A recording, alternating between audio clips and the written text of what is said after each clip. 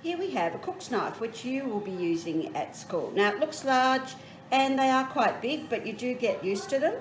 They're the best knife to use because they're nice and big and you can do lots with them. Now there are certain parts of a knife.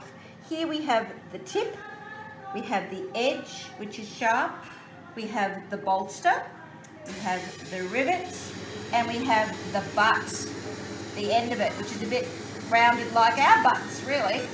So how do we use a knife? We use it in lots of different ways, from chopping to mincing to slicing to dicing, etc, etc, etc.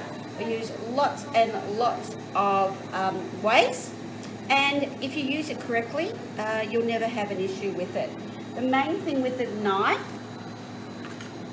is we always carry it down to our side. Now, one of the main things with a knife, when we have to walk around the room with it, hopefully you don't have to, but if you do, you always hold it at your side so that you're not going to cut anyone. So it's always at your side, and then we carefully put it on the bench. Whenever you are finished with the knife, the first thing you do is you wash it separately. You never put it in a soapy water. Just imagine someone puts their hand in, didn't even know it was there, picks it up, and we've got blood everywhere.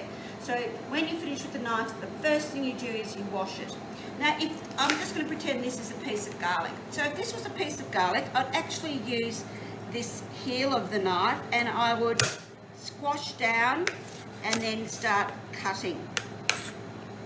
I've got celery here. I'm going to use the tip to cut it into very thin slices,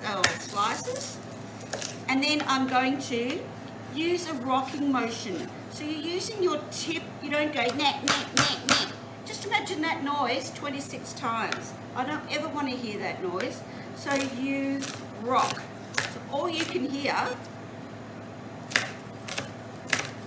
is the noise of the celery being cut.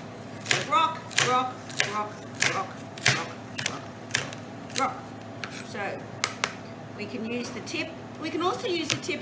I'll go back to my pretend celery. If I wanted to smash something, I would use the tip of the knife to squish it down. So you can often do this. See how I'm just getting the juice out of there?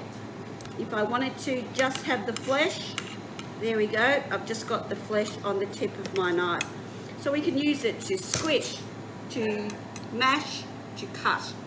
But the main thing is you are careful with the edge. It's better to have a sharp knife than a blunt knife.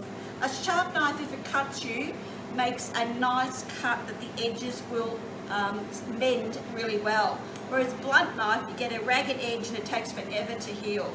You don't want to cut yourself though.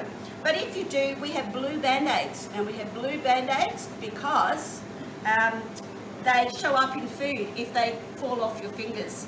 So that's about knife safety. You won't have an issue. Just be confident and get stuck in there, okay?